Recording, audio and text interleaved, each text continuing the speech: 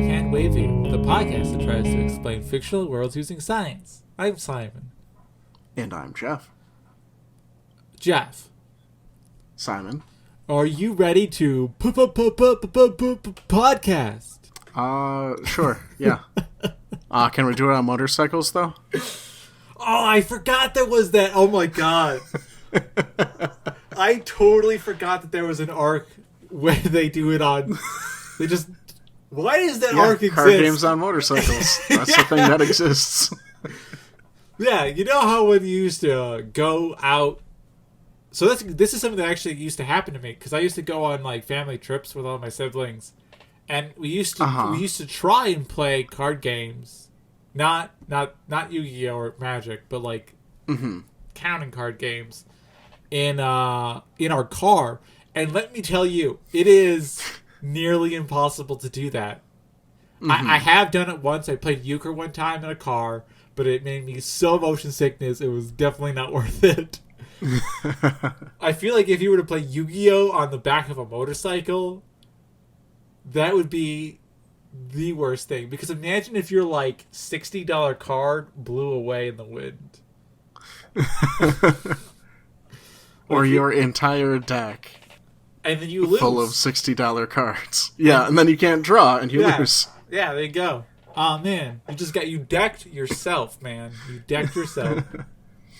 Trick is to super glue one card down to the bottom. That's the trick. And then you can't draw it, and the game never ends, and that's a tie. Or you get the other person to forfeit. Why didn't I never think of that? Just like out. Right? Yeah. So I would like to say outwit, outplay, outlast. Yeah. That's the trick to Yu-Gi-Oh. Exactly. So we're doing Yu-Gi-Oh this week, everybody. We are doing Yu-Gi-Oh. Jeff, I wanted to ask you: have you watched this anime? I'm assuming you have because you knew the motorcycle. Because I'm what? Because you knew the motorcycle. Oh no, I just know the meme. Oh. I've watched a couple of episodes. I've watched your brother play a game of it. Okay. Yeah, that sounds like my brother. That's. I've played the video game like once. Okay, the video games aren't bad. I mean, they're not great in any way. They're the zenith of mediocre games. Is how I would describe them. I mean, yeah, it's a video game that is just playing a card game. yeah. You've taken the fun out of video games, but you've replaced it with something that's not that bad. Right. Yeah, so we're doing Yu-Gi-Oh! For a brief description of what the plot... we're sticking to the anime, not the card game. And I don't know which came first. I don't know. Assume the card game. It sounds like... Maybe it was the idea of the card game, but they needed to make like a manga and anime to convince people to buy the card game. I mean, maybe. Actually, it seems like... that seems completely reasonable. Like, we just did Transformers, and those are pretty much just made to sell toys. Anyway, we're actually doing a lot of cartoons recently. Maybe we should... Nah, it's fine. We'll keep doing it. Lean into it. Yeah, we'll lean into it. They're fun. They have very little exposition and a lot of lore that we do not understand. Anyway, so right. Yu-Gi-Oh! Starts off with a kid who's the son of a Egyptologist. Is that what they're called? Sure, that's what they're called now. Yeah, archaeologist that studies Egypt, and who since then has retired and opened a game store in, I believe, like Tokyo? Someplace. I don't know. It's some... maybe it's a fictional city. I don't know. I haven't watched the anime since I was a little boy. And even then I didn't watch it because I didn't have cable. You just thought about it longingly every now and then? No, I think I was able to get it on like the CW or something like that. And then I was able to watch it when I was with my best friend who did have cable. Okay. The main character is a guy named Yugi. He is named Yugi. Uh-huh. And he's a freshman in high school, and he finds this artifact that his grandfather found, or his father found, in Egypt that's like a puzzle box. It takes him 8 years. He solves the puzzle box, and the puzzle box, like... Did you say 8 years or 80 years? 8 years. Okay. This 80-year-old freshman in high school. He got held back a couple of times. He was just real distracted by that puzzle box, Yeah, he just played it all day long. This is why you should never bring puzzle boxes to school. Right. Let this be a lesson to you. Yeah, children. So he unlocks a puzzle box. It like releases this soul thing of an ancient pharaoh that is like really good at card games. Okay, that makes sense, I guess. Yeah. So when he does that, he like brings all this heat onto him because people want to steal the artifact from him because it's part of this like collection of 7 artifacts that are all like mystically powered. And so there's like 2 main protagonists. One's called Maximilian Pegasus, who's like this wealthy white-haired guy who has one of these artifacts, and the other one is Seto Kaiba, who is probably the coolest anime character to ever exist because he is just a normal dude, except that he's really wealthy and very smart, and he just wants to take over the world. He's Batman.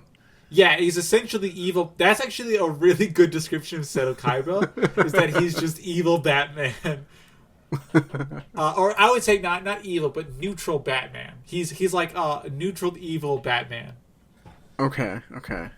And that's really what it's just. They played card games. Every single time a card game, you will lose the card game. Unless you're like playing with friends and it's like, what's the word? Low stakes game. Nothing happens. Like, maybe you'll lose a card, maybe you'll lose some money. Who knows? If you're playing in, like, the real world, I put the real world in quotations because who knows what that means. I think you die if you lose. But in the American show, they didn't want people to be, like... They didn't want kids murdered because they were bad at card games. Yeah, they didn't want people to be murdered, so they just banished them to the Shadow Realm, which is a place of like perpetual torment. Cool, that sounds way better than dying. Yep, and that's like one of the critiques people have had of the American series is they're like, if you tried to make the series more lighthearted by not killing people, why would you torture them forever? That sounds way worse. Yeah, so it's just about this guy Yugi. He fights against, evil people and tries to like uncover by playing card games against them. Exactly. And he tries to like, uncover the background to his own past. I guess I don't know if I mentioned this. Oh, I did mention this, that he is possessed by a spirit of an ancient pharaoh. I did mention that, correct? No, I don't think you did. Okay, so he can sometimes summon the spirit of an ancient pharaoh that's really good at card games. Okay. And what's he called? His name is also Yugi. No, that's not it. Wait, I have it in my notes. Or is it Yu-Gi-Oh? He's not Yugi is called Yugi, and the pharaoh is called Yu-Gi-Oh. He is not called Yu-Gi-Oh. He is called like Ahmet, I believe, is what it is. All right, I'll take your word for it. Because he's an Egyptian guy. He's not Japanese. Yugi is apparently a Japanese name. Mm-hmm. Much like Tristan and Joey. This show is like the craziest translation I think ever to exist. It makes no sense. I mean, do they just try to like match up mouth shape with a noise? You would think that, but we know how I mentioned that the Shadow Realm doesn't exist in the Japanese version. They just die in the Japanese version. Right. So they had to like animate over animation to make that work. So yeah, because they had to make the whole Shadow Realm. They did, and like they have to like. So there's a part we'll get into later on that are called, are they shadow discs? They are dark energy discs. In the American version, they're dark energy discs, and those things send people to the Shadow Realm. In the Japanese version, they're just buzz saws. They just cut off people's legs. And so all right. they had to like actively like animate the Shadow Realm. So I feel like maybe they were just trying to like Americanize it. But why would you choose the names Tristan and Joey for an anime while keeping your main character named Yugi? And the other woman's name is Mei. I mean, like Kaiba isn't even like an American name. Or Seto. Oh, this is just. I feel like they didn't really what's the word? Half butted. There you go. There you go. They half-butted the conversion between the Japanese and the American versions of the show. Or they just had like 2 localizers and one just phoned it in. Yeah.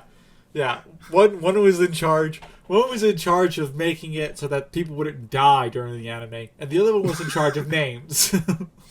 Right, and he was out one day, so the other guy renamed 2 characters Tristan and Joey. It was like, what are American names? Tristan and Joey? I think his name is Tristan. Wait, that is correct, right? I have no idea. Now I'm second guessing all of my notes. I believe his name is Tristan. I know the woman's name is Mei because you have to have a female character in every anime. Right. The love interest. But she's not. That is interesting about the show is that I believe Mei is not a love interest. She just has very few parts. Oh, all right. I don't know. There's a bunch of mentions of this guy named Merrick. I don't know who that is. It's been one of the later seasons. Yep. Oh, sorry. His name is Tristan Taylor. Which. All right. Yep. And the guy's other name is Joey Wheeler. They really chose American names. Anyway. So. We're gonna start off with the kind of like deep base lore of this game, which is that there's 7 Millennium items. Okay. So the 7 Millennium items. I know I sound like I'm exhausted. I am because it's only because you are. Yeah. So there's 7 Millennium items. They're all like Egyptian themed. They only know one Egyptian symbol, so they all have the eye of Ra on them. Right. I think that's what the symbol is called. So these were created after Egypt was like under attack, and the pharaoh needed like superpowers to beat back the attack, but it had like eventually summoned a god. Really, there's like so in doing so. And that I have eliminated because I'm an idiot. In doing so, he created these Millennium items. The first one that's kind of like the big one in the game, as I mentioned, is this thing called it's the puzzle box that Hyugi solves in the beginning. And it has a couple of weird... So it has the ability to contain the souls of people. All right. And the ability to give them the to be really good at Yu-Gi-Oh. Like, is it the puzzle box that gives them the ability to be good at one card game, or do they just happen to be good at card games and they're captured by their soul is captured by the puzzle box? Okay. It gives them the ability to be good at specifically Yu-Gi-Oh. Okay. Which is actually called Duel Monsters in the anime. not Yu-Gi-Oh. Okay. I don't want people to be like, well, it's not called Yu-Gi-Oh in the anime. It's just named after this one 80-year-old high school freshman. Well, yeah, I mean, like, after you fail freshman year so many times, you're bound to make a name for yourself eventually. Right. Yeah, so... Oh, I'm sorry. The guy... So what happens is, after you solve the puzzle box, okay? Uh-huh. You get possessed by the soul that's in the puzzle box. That's a guy who's just really good at games. He's really good at Yu-Gi-Oh. Okay. So Sounds really like good a at dual cool monsters. prize for winning a puzzle box. It does, because he's described as like evil and sadistic, I think. Like, he's not a good guy. Well, I mean, he's going around murdering all these people, or banishing them to the Shadow Realm, depending on what localization you're watching. Yeah. Like, yeah. So here's the question. What is the puzzle box? How does it work? And can we maybe, like, explain how the Millennium items work in general? Because the things that need to be kind of filled in is, why does it take an entire city of people dying to create them? Okay. And where do the powers that each of these Millennium items come from? Yeah, I guess my first question would be, is there, like, a through line in those powers? Or, like, are they all similar powers? Do they all need a city worth of people dying to create it? So it's the conversion rate is 1 city for 7 Millennium items. Okay. Yeah. A lot of them have to do with souls. So, like, sealing souls, or looking into souls, or, like, possessing souls, or... there's one called the Millennium Scale, which weighs out a person's heart. It's the Anubis scale. And it just tells you how evil you are. There's one that says that it allows the wielder to redecorate, in quotations, the soul to make anyone their puppet. Alright, that's not what I was expecting when you said redecorate. Yeah, no. But that went a very different place. There's a different one called the Millennium Rod, which is like mind control. There's one that allows you to see into the past and the future. That's the one this is one that allows look into a certain person's soul. Yeah, so that's kind of what they are. A lot of them has to do with, like, soul, like, energy. So I guess, do we have to... I guess here's I think where we should start off. And where we start off normally when we deal with soul-based magic. Right. What is a soul in this? Like, what is it referring to? Yeah, I think since it's just these items that are largely affected, or affect souls, rather, except for one that can see backward and forward through time. Yeah. So, in this world, would souls have some sort of interaction with time and space, like, more directly than other things? Okay, yeah. I like it. I have an idea. Mm-hmm. Going off the idea that, like, human actions are just biology based, so it's just kind of like the pre-encoding, like all human civilization. There's no such thing as like free will doesn't matter. It's just the interplay between different coding to recode and uncode things, so that, like, if you knew everyone's, like, mindscape at the very beginning of time, and then you could, like, draw lines of causality out to everything else. So that's what I am thinking, is that by soul, they just mean a person's mind. Like a person's... Okay. Yeah. Personality. Yeah, I can get behind that.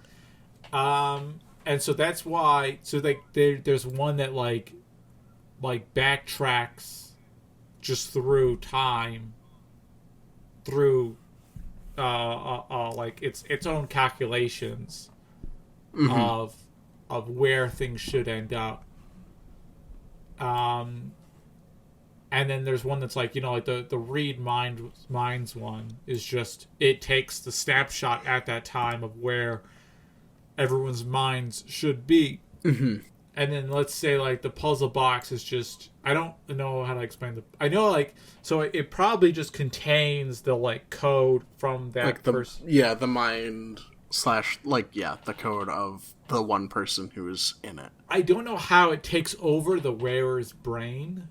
And that's the thing that's different, is that some of them, like the Millennium Key that allows you to enter a person's brain, or the Millennium Pendant, which is the puzzle box, allows you to, like, it takes you over. I don't know how those work. So how do we think that those ones, if it is your brain that it's referring to, how is it? Yeah, I think then with what you said, the key lets you like go into someone's mind or soul or what have you. That's the redecorate one. You put up some drapes. Yeah, so I can see that then be like you just like tinker with its current states. Like you pull a couple levers and the states are different so that it has to listen to what you say. So here's my question. Uh-huh. Do we think that I will refer to it as the Millennium Necklace, which is the past and future seeing one. Okay. Does that compensate for the usage of the other 6 Millennium artifacts? So does it... I guess that would have to depend on, like, is it used to look into the future of a card game and then, like, oh, well, Yugi's going to lose this one, but then he wins anyway. Like, do we know if that ever happens? You know what? I don't know. Because I can, like, if these items were all created at the same time, I can see them being connected to each other. Like being able to communicate, like, oh, I'm being used, so this is the differences that may occur. Yeah. Mm-hmm. That's what I was thinking, too, is that they had to be somehow connected. But I didn't know how... like, quantum entanglement? You think it's quantum entanglement? I mean, that works totally fine for me, too. Yeah. I was going to say something along the lines of that they're just radios. But quantum entanglement works too. If it wasn't for quantum entanglement, that probably would have been my explanation too. Yeah. Yeah. So you're saying if it was like 1950 and we were doing this podcast, right?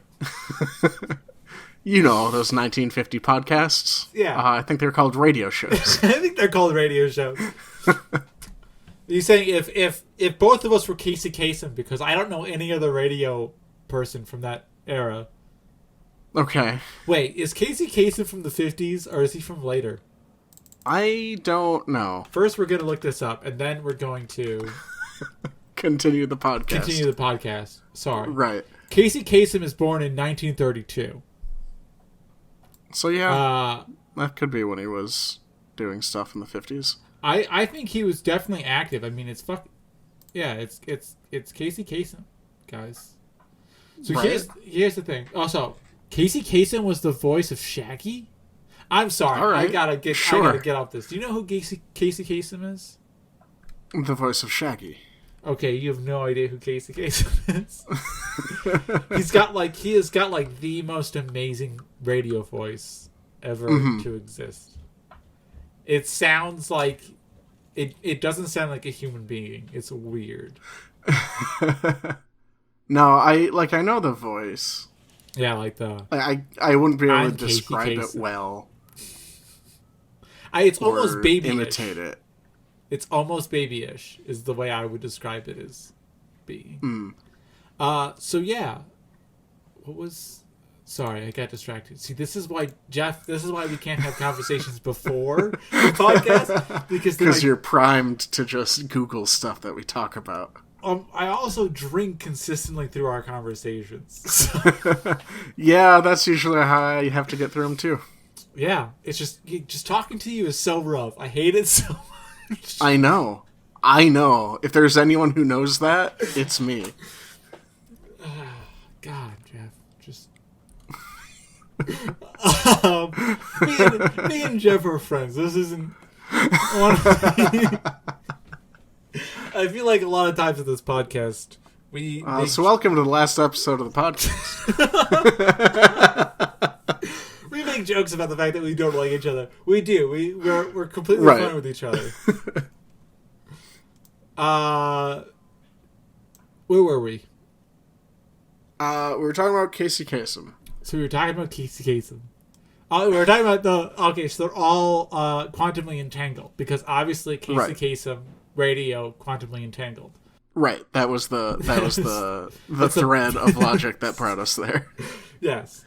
Okay. I like it. I like that they're all communicating. So how do we think they do like we think that they affect people? So like ability to read minds or the ability to take over minds. Ability to redecorate minds. You're about to say and then I was just gonna kind of talk in circles until you came up with an idea. But yeah, so they interact with that like causality, sort of like we were saying earlier, right? Is that kind of what we're still going on? Wait, they can get. So you mean that I keep on knocking my pop filter? So That's what it's there for. Isn't it? It's really there so that I don't put my mouth over the mic while I'm talking. Right. So you mean that like the way that they affect people is the quantum entanglement that they have with other people? I don't necessarily know that. Well, maybe though, with being able to affect and like overwrite other people, maybe there's some way to like entangle with other minds somehow. I don't know. I mean, you can do it. You have to interact with the mind. Right. Like, that's how entanglement works. Right. Is that it's kind of like the boundary between the quantum world and the macro world. Yeah, weird. I gotta stop knocking my mic. So this is what I was. So let's put quantum entanglement aside. Yeah. Okay. Mm-hmm. Let's say radio, or not radio, but like electromagnetic spectrum waves. Mm-hmm. That's redundant, but just being real thorough. Just being real, just making sure you know what I'm talking about. What if the communication between all of them together also can affect the electromagnetism within someone's brain? So I'm talking like real high energy. Yeah.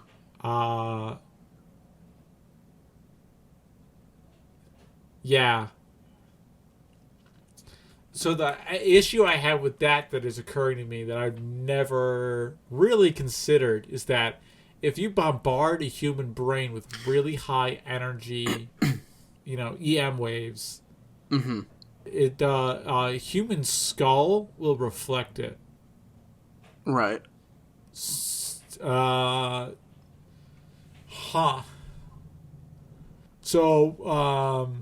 what if all of the it's really good audio right there. Yep. I'm trying to think. Okay, let's go back to the quantum entanglement. Okay. Quantum entanglement's back on the table. Yeah, put your quantum entanglement cap back on. Right. It's there. What if they're all big magnets? Okay. Like really big magnets. And then they can adjust people's like the electrical signals in people's brains. I think the issue is though, do they have any other properties of magnets? Jeff, that was the exact thing I was hoping you would never ask. No, they don't have any of the other properties of magnets. Oh, well, then they're just true monopole magnets that act entirely differently than other magnets, right? Definitely. They're like magnets, but they're not magnets. And that's it. That's all we can come up with. Oh man, that brain. God, brain stuff is so tough. What about this?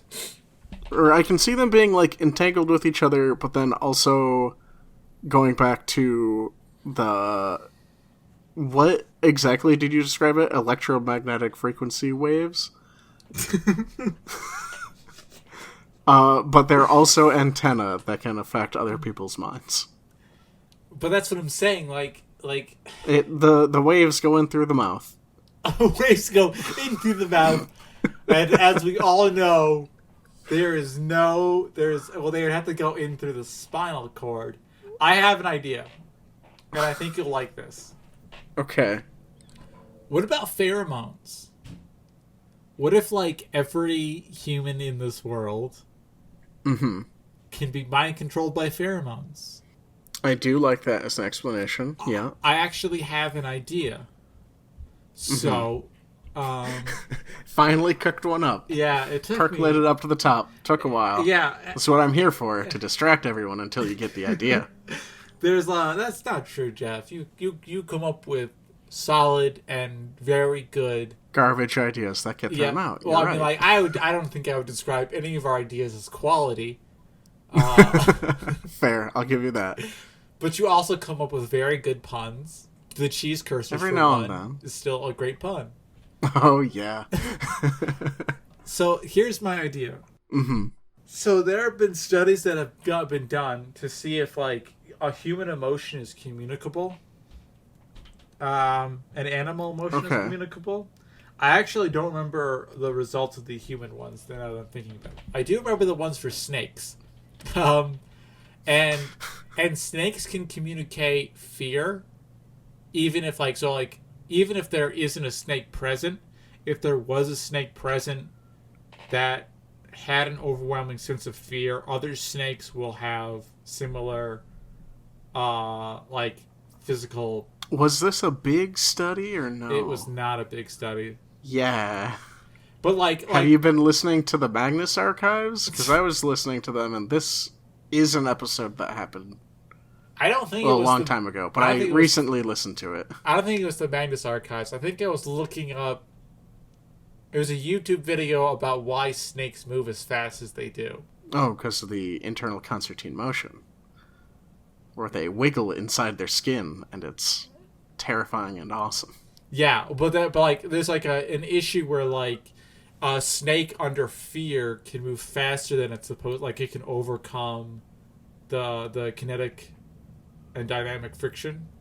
Oh, okay. And they were looking at reasons why that might be, and they found that you could induce fear in a snake by having another snake be afraid. Snakes have they release a pheromone that can induce.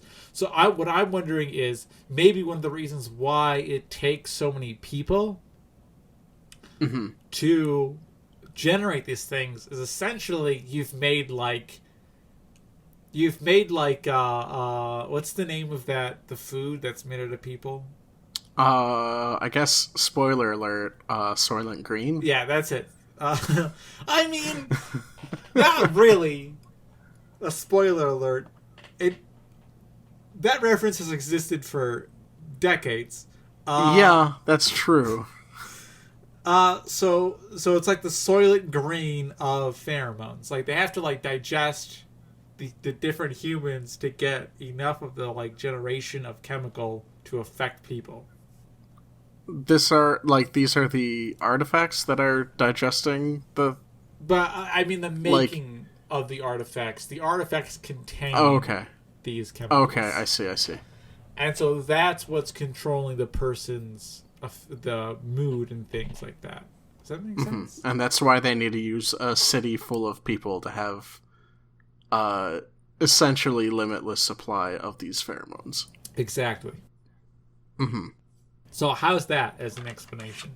I can accept it, not knowing exactly how, like, the artifacts, like, rewire or redecorate the soul. But I can buy that as a tentative explanation. Okay. And maybe they do it. Maybe they do it like in concert with, like electromagnetic waves to kind of rewire. Yeah, where it primes you to then be compelled to do a thing. Yes. Like maybe the pheromones like loosen you up, and then the electromagnetic spectrum gives you the specific task. Right. And yeah. Okay. Yeah, I can see that. Boy, I'm pretty drunk right now. This is kind of rough. I wasn't expecting that. I think I was expecting, like, man, boy, it took us a while to get here. It did. It is 39 minutes into the episode. I keep on sitting there being like, are we going to have enough to talk about? And then I'm like, every time we have too much to talk about. So yeah, I guess I'm not going to bother with the fusing of monsters because I don't understand it. Oh, I do, actually. But... Well, that's just the card game, isn't it? Like, that's not an actual physical thing that's happening. That's just, Jeff, like, programming associated with the card game. You silly little boy. You thought that this was just a card game? Oh, no. I've made a grave mistake. That's right. You get murdered when you lose. Yeah. There's such a thing. So this is like the... Part of the issue is... So this goes along with the Millennium scale. Is that there's an innate good and evil to everyone. So there's your spirit energy, okay? That's called your Ba. Okay. That is split into two things, two halves. It's good and evil, and that's called your Ka. Now your Ka is represented, if you have a very strong Ka, by a monster.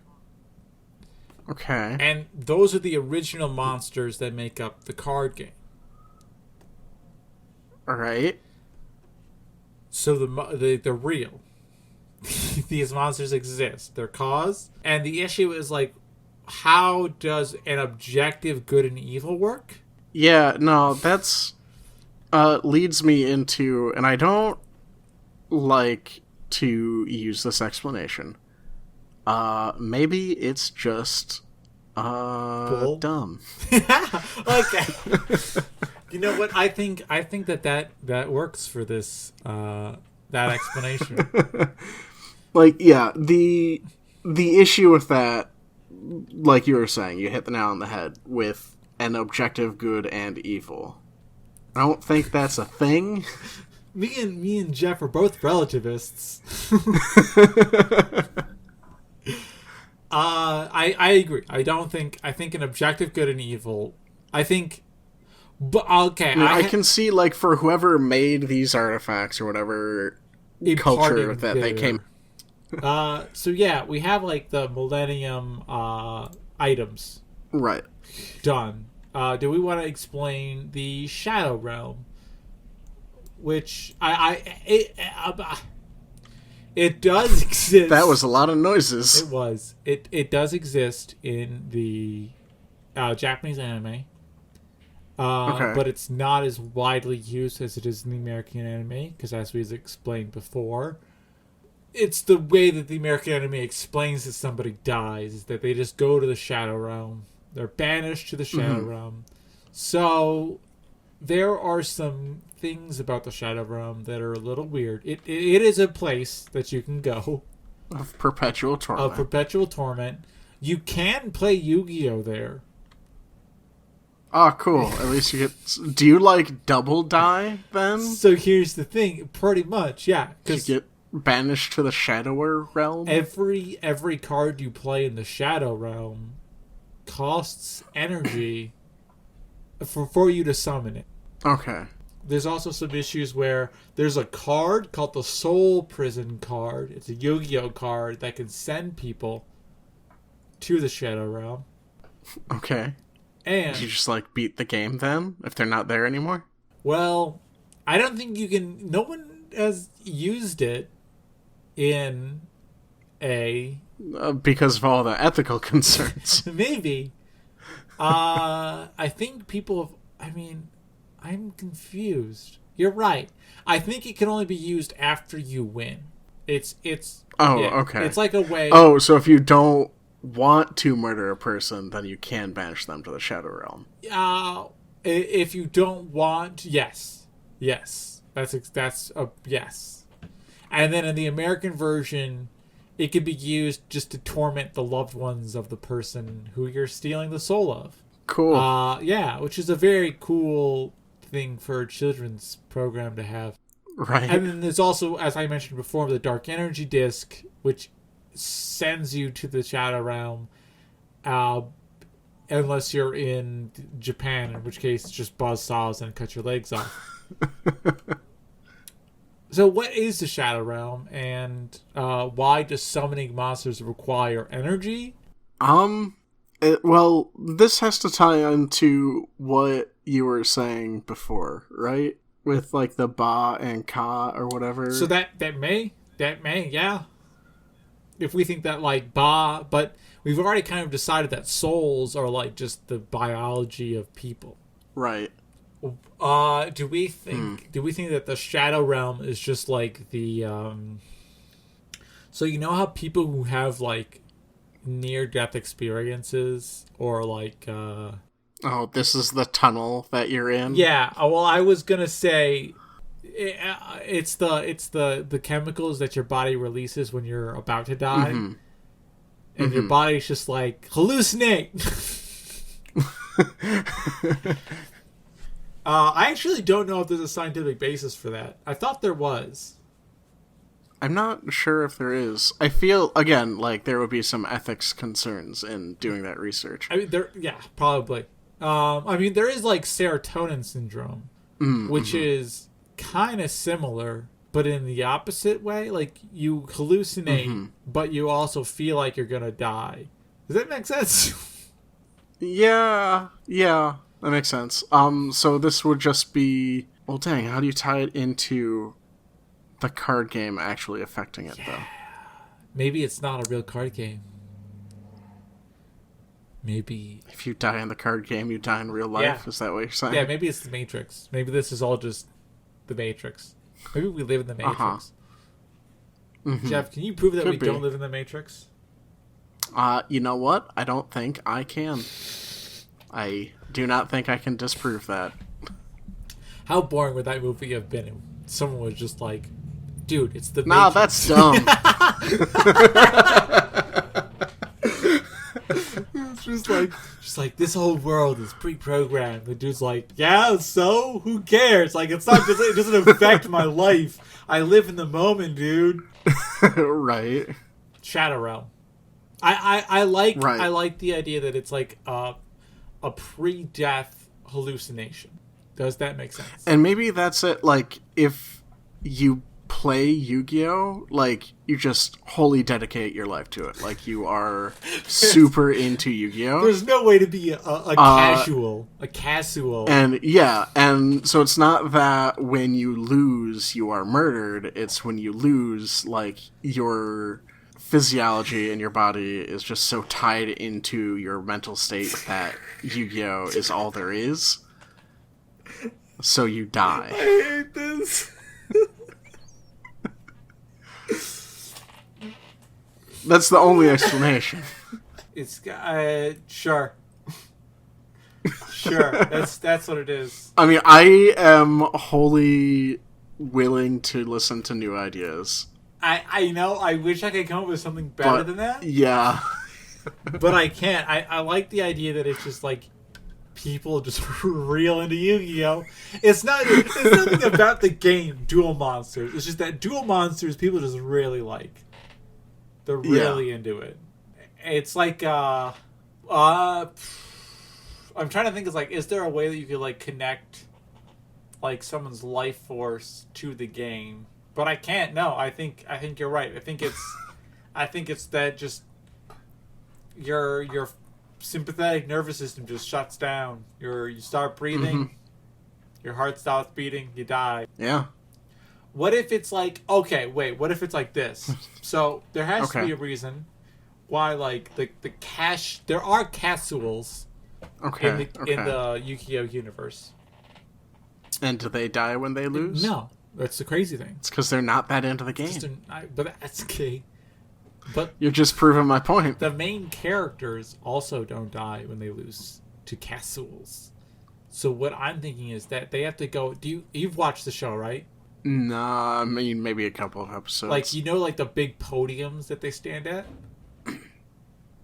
Okay, yeah. What if the big podiums are like as they lose life energy, it like pumps, it sucks the oxygen out from around them or something like that, or like pumps okay. And so like if you're playing the game the way it's meant to be played, you're taking in poison as you play it.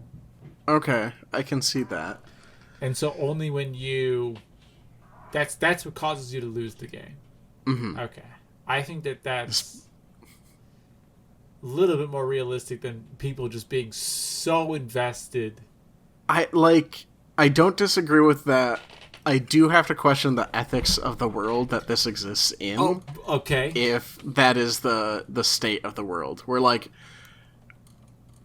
just everyone accepts that if you lose this card game in, like, competition level, that we're going to gas you to death.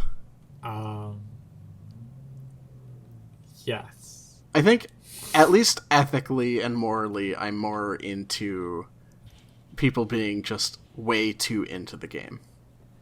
But that's the thing, is that's why people are way into the game. They want to raise the stakes. They need that high, man. They need that. That's the only rush that makes them feel alive now. Yeah. Is Yu-Gi-Oh. Right. Is playing Yu-Gi-Oh the and way it knowing was that they might be murdered if they lose it. Yeah. I can see that. Yeah. So it's just is a world of thrill seekers and people who enable them. Yeah. It's kind of like our real life. Uh-huh. I mean, have you ever seen the stock market, man?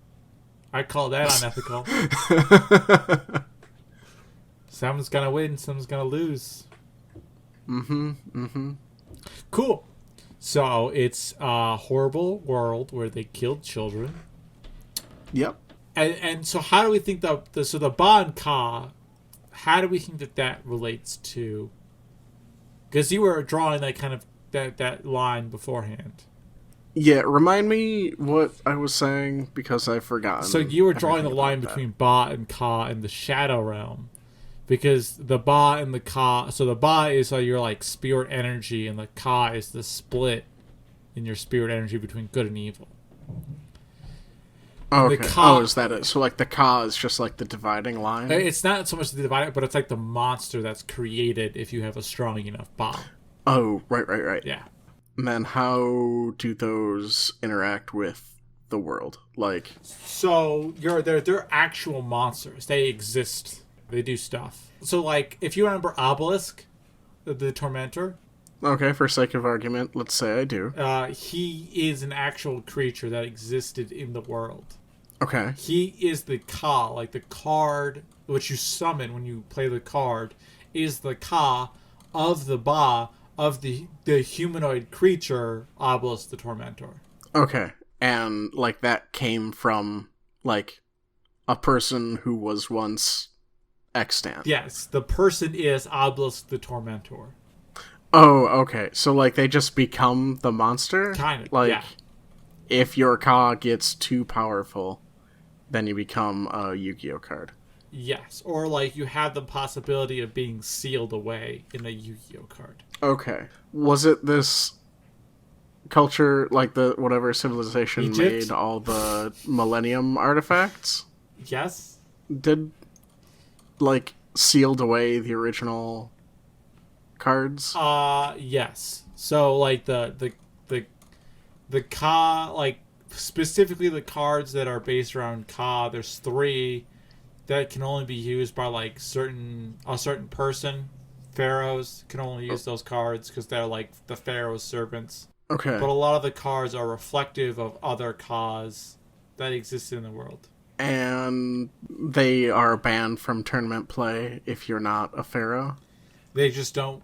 That's unclear. They just don't work, I think. Okay, yeah, like, I guess that's the question. Like, where's the delineation between So, this is the card game and, like, the metaphysical world that invented the card game, I guess? wish I could answer that. I wish I looked it up. I couldn't find anything. As far as I know, like the actual card game is just holographic monsters. But there's like a layer of the card game where it was played when it was played in ancient Egypt that was like actual monsters that the current modern card game is fashioned after. So the And was this like Yugi's like granddad that discovered that? no. So, Maybe he was just bad at his job and like mistranslated it. No, Yugi Moto, whatever the sadistic evil guy's evil Yugi, because I don't remember his actual name. Evil Yugi's his culture. The reason he's so good at the card game is because he played it with real monsters and real stakes back in Egypt. Okay. Oh, that makes sense. Yep. So the modern card doesn't, I don't think, has anything to do with the actual monster. It's just modeled after him. But there is an actual monster card that contains the monster. Is there an actual monster card that contains the monster, or is it the evil Yugi Pharaoh that tells good Yugi that there is one? I mean, I'm saying maybe this person is just a crazy person sealed in the puzzle box. Maybe it's not even the puzzle box has nothing to do with Yugi. It's just multiple personalities. Maybe Yugi is a crazy person. Yeah, he just has dissociative personalities. Yeah. I think it is. There's an actual monster. Okay. That is related to the card. It's not just Yugi. Okay. Because of that, like, Pharaoh connection. Mm-hmm. With a couple of the cards. A couple of cards can only be summoned, or the monsters can only be controlled by certain cards. Certain people. It's very confusing. I'm just saying that there has to be... Yeah, no, I feel, again, at that point, it's, like, where's the delineation? Like, is it they're in the Shadow Realm where they can use the actual monster cards, or can you, like... I believe... top deck an actual monster to attack your opponent, who's, like, is just little Timmy sitting there playing for the first time. Like, learning at the back of a card shop. The cards actually have counterparts to them that are actual monsters. Okay. They are the original monsters to the so there was a time when this game was played with actual monsters. Right. It did exist. Yes. I'm trying to figure out how we can link it back to what we've discussed earlier then, like with the Millennium artifacts, I think is just what we got Yeah. Oh. a lot of conversation out of, but I don't know how we can relate them. Let me just eat this cookie real quick, and then because I'm hungry. We've been podcasting for a long time now. That's fair. Yep, good podcasting noises again. Simon, you nailed it. So is there anything else that we can relate it to? Do you want me to be like this? This is my podcasting voice. It's very soft and gentle. I mean, I'm not asking for ASMR. Like, I just don't want you to, like, be carried on. make wet mouth noises into the microphone. What if... Sorry, listener. We've been recording for a long time. This is a hard episode. Yeah, it's been a minute. And yeah. What if we do something along the lines of... The monsters are people who are just too into the game. Well, we have... So... And... we have a basis for, like, mind copies of people. Okay, yep. With the Illuminati 7 things. Millennium 7 items. Tomato, Illuminati, Millennium. What if the cards are the, like, mind copies of the creatures, and it's only creatures that have distinct enough characteristics that they bothered making cards of? Or maybe it was like they're making a copy of a person's Ka and there's like a transcription error or like an overflow error that turned it into these monsters. And like, this is cool, guys. We're going to save this one. So it's like... Because I can see that as like the outlier. Like if you have a powerful Ka, because like the overflow in... Or it caused an overflow error, which turned it into a monster. And so what do we think, like, sorry, I think you misspoke. I think you meant Ba. If you have a powerful Ba. Oh, sure. Whichever. I don't know. So what do you think it is? Like, do you think it's just too much Ba? It's just too much information in your brain? Yeah. So really, these monsters are that's it. They're just complicated people. That's all they are. They're just complicated. That's all. Mm-hmm. I'm fine with that. I think that's... And that's why it gets, like, akin to, like, an objective good and objective evil is, like, just where that overflow error ended up. Oh, no, I like this. Here we go. I have an idea. Okay. So... we're thinking objective good, objective evil. It has to be something that follows a logical progression. I would say most people don't have objective goods and objective evils because they contradict each other. Like, they contradict their own ideals. Which is fine. I'm not... This is not me preaching about good and evil. Right. And that's what makes people. It's hypocrisy. Almost. Right, but then there are the people who do actually have an ideal of an objective good and an objective evil. And they stick to it. Like that, they are the most... And they're the ones who make these monsters. I like that. Well, I was going to say that they are the monsters. They're like lawful evil, lawful good, lawful neutral monsters are the ones that are created. Because their moral logic fits into... essentially a computer, like a coding system. Yeah. Where they always can be, it's replicatable. And that's why these are the ones who get made into monsters. Right. I like that. Okay, I do too. Was that it? Did we do it? I'm going to say pretty much yeah. We haven't explained the Soul Prison cards, but it's fine. That's for part 2. That's sure. Well, little cliffhanger to wet your whistle, listener. Yeah, we'll explain one single card in our part 2. Well, I mean, for how long it took us to do any one point in this episode. Fair. It's a very long episode. Yeah. So thanks for listening. That was our Yu-Gi-Oh episode. I feel like we kind of end abruptly. Yeah. I don't. It's kind of hard to like smooth transition to an outro. Like, okay, we solved a thing. What's next? Nothing. That's all I had. That's all the research I did in the 30 minutes prior to this episode.